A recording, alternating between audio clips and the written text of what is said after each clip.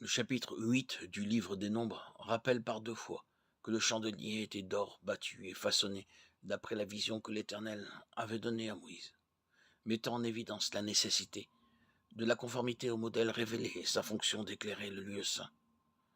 Le passage d'un état descriptif à celui d'instruction concernant les Lévites les désigne comme les représentants et témoins de la pensée céleste de Dieu, par lesquels il maintiendra son témoignage.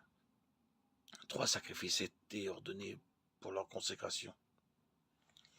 L'offrande ordinaire de fleurs de farine pétrie à l'huile, le taureau pour le sacrifice d'expiation et l'holocauste. Le sacrifice d'expiation déclare que l'ancienne création est ôtée du regard de Dieu, crucifiée, ensevelie, Romains 6, 3, 4. Alors que l'holocauste et l'offrande de fleurs de farine pétrie à l'huile expriment la vie sans péché, élevée à la perfection par les souffrances du Seigneur Jésus, et que par cette vie Dieu obtient une nouvelle humanité.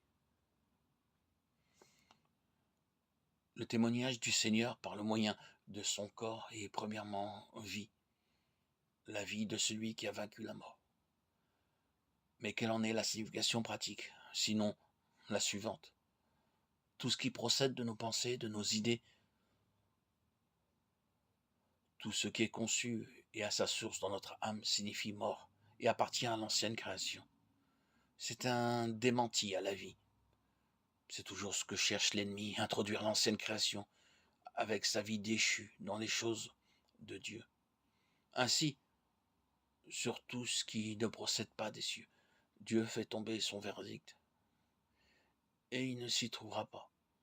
Soulignons donc à nouveau pour être bien compris que tout ce qui procède de l'homme naturel, l'homme psychique avec les intentions les meilleures, signifie mort. La croix, dans sa signification plénière, est donc un verdict, un jugement sans appel sur la vie naturelle issue d'Adam. Elle est une fin absolue de ce que nous sommes en nous-mêmes, non seulement en ce qu'il y a de mauvais, mais aussi de ce que l'homme considère comme étant bon. C'est final, sans appel. Dieu ne reviendra pas sur ce qu'il a déclaré. Il n'y a pas un seul juste, pas même un seul. Tous sont corrompus, tous sont pervertis. Romains 3, 10, 11. Ce fut à l'ascension que le Seigneur a conféré à son Église sa position en lui. Éphésiens 2, 6. Les 2 promesses faites aux disciples à la fin des 40 jours, le baptême de l'Esprit et le revêtement de la puissance d'en haut, devaient permettre à l'Église d'occuper expérimentalement sa position en Christ et d'accomplir depuis cette position sa vocation pour être l'instrument du dessein de Dieu, le canal par lequel l'autorité et la puissance de Dieu s'exerceraient dans les lieux célestes et sur la terre, selon la déclaration du Seigneur. Tout pouvoir m'a été donné dans le ciel et sur la terre. Matthieu 28, 18.